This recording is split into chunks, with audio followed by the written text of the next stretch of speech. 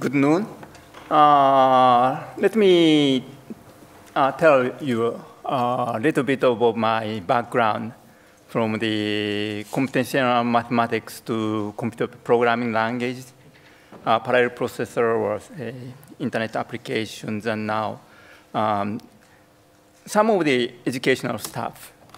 So in summary, I have, say, 40 years of experience of computer science engineering and 30 years of part-time experience on college education, and 3 years of industry education. And hopefully that will say, qualify me to propose a problem, or actually say, I'd like to address that education needs to be redesigned. And I would like to put some of the problems that you may have noticed, but not openly discussed. One of the big problems right now is the job market size. Doesn't match the size of the new graduates.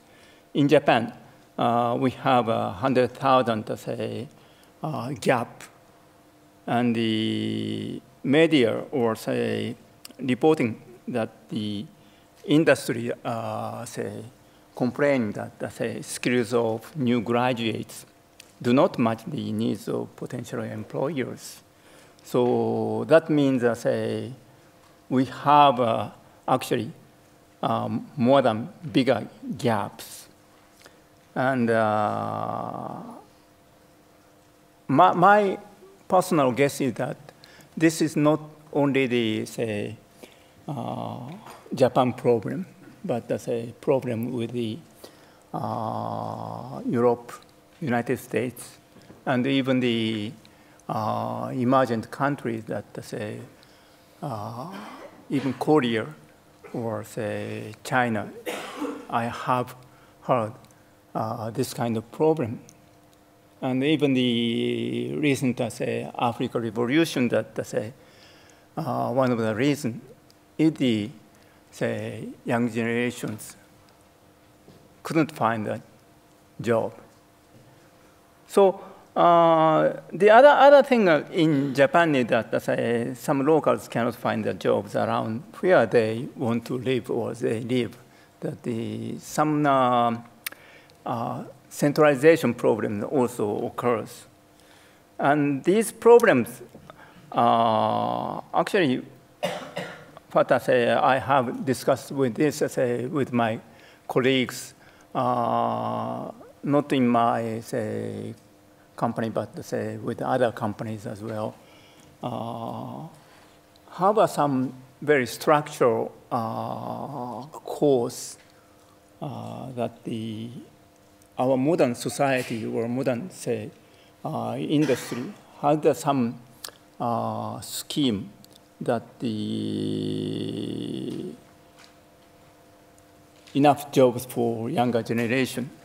And the problem comes to the educational system that current educational system is made from the supply side system, so that it is not well designed for the demand side to solve the demand side problem.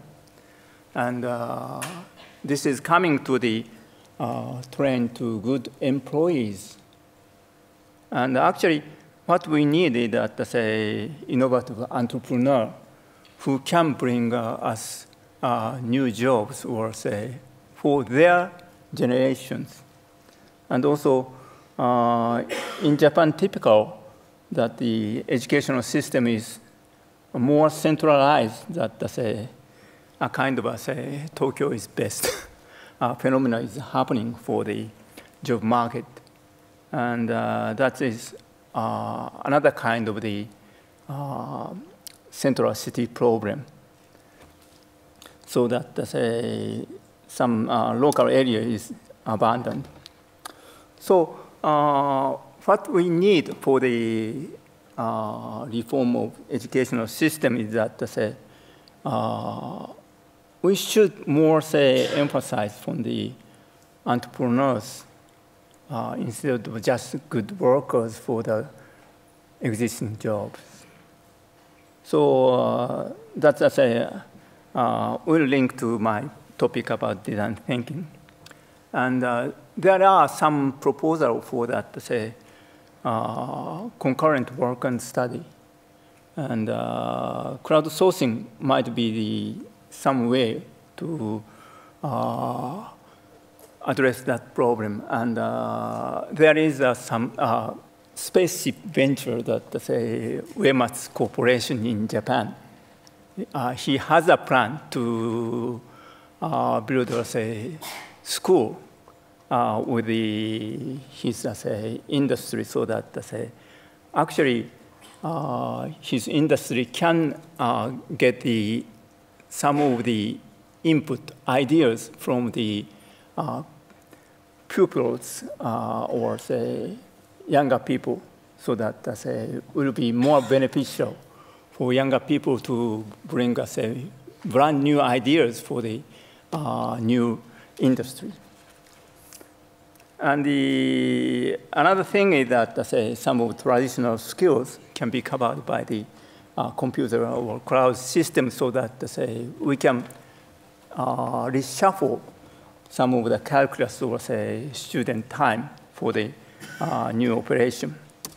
And this is the kind of the quick introduction of design thinking. And this is a componental view of the business, technology, and human values. This is the Tim Brown's process view for inspiration and ideation and implementation for the new kind of the solution. And this kind of the new kind of